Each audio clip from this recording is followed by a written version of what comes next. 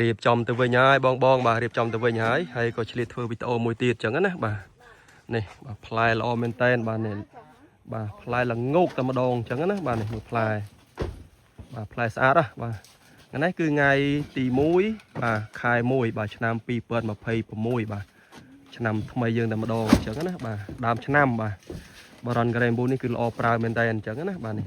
ផ្លែដាក់មកផ្លែល្ងោកបដ ចឹងណាបាទហ្នឹងហើយអញ្ចឹងសម្រាប់បងដែលត្រូវការផលិតផលល្អបាទអាចតាក់ទងបានអញ្ចឹងណាបាទតាក់ទងគុណភាពបាទគឺធានាជូនតែម្ដងបាទអញ្ចឹងផលិតផលល្អគុណភាពខ្ពស់បាទគឺកម្ររកបានណាសំខាន់គឺតម្លៃសមរម្យខ្ញុំបញ្ជាក់កន្លែងនេះណាបាទអញ្ចឹងវីដេអូនេះបាទចេញប៉ុណ្្នឹងសិនអរគុណចាយទៅចាយអតិជន2ឆ្នាំទាំងលើកនេះណាបរ៉ុនក្រេមប៊ូនណាចាបាទស្ទង់ឲ្យចាយម្លេចតិចតើយើងធ្វើម៉េចបានវាទម្លាក់ក្តាប់បានល្អអញ្ចឹងណា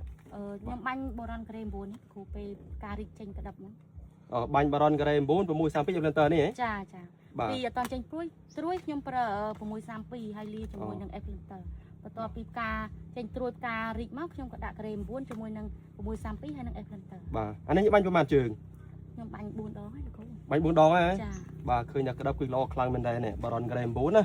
បាទគឺសារធាតុសំខាន់ណាមានទាំងបរ៉ុនមានទាំងស័ង្កសីសៃតូកានីនម៉ូលីដឹមហើយនឹង632ទៀតគឺល្អខ្លាំងមែនដែរទម្លាក់ក្តាប់បានហើយក្តាប់កាន់នេះចាបាទឲ្យតែមានផ្កាគឺក្តាប់ជាចកោមតែម្ដង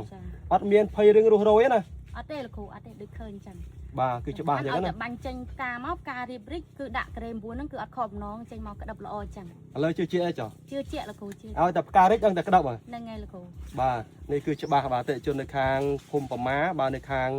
បាទខាងឆ្លងខាងកញ្ចេះបាទលើកទឹកចិត្តឲ្យអ្នកធ្វើការស្វ័យចន្ទីដូចខ្ញុំប្រើថ្នាំនេះទៅអត់ខកបំណងទេគឺបានផលពិតមែនចាបាទអរគុណច្រើនចាណាចាបាទអរគុណបាទ